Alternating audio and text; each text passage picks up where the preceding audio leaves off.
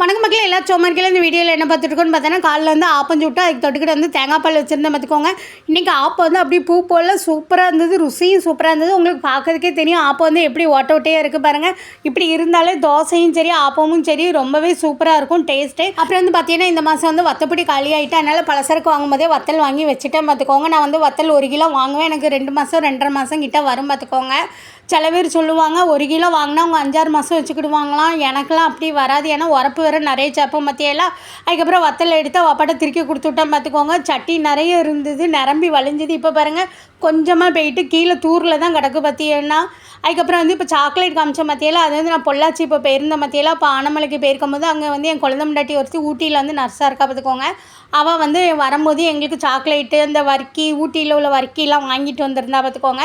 அதுக்கப்புறம் இன்றைக்கி மத்தியானம் வந்து கத்திரிக்காய் புளிக்குழம்பு வச்சுட்டு கேரட்டும் முட்டைக்கோசும் தொடுகறி நான் வச்சேன் பார்த்துக்கோங்க. ஏம்மா வந்து நான் கீரை நானே செய்கிறேன் அப்படின்னா பார்த்துக்கோங்க. அரைக்கீரை வந்து அவளே குப்பை பார்த்து வேக வச்சு கடைஞ்சி வச்சுருந்தா பார்த்துக்கோங்க. சூப்பராக இருந்தது. எங்கள் சேனலில் நிறைய பேர் சப்ஸ்கிரைப் பண்ண பார்க்கிங்க, சப்ஸ்கிரைப் பண்ணிட்டு பாருங்கள் மக்களே.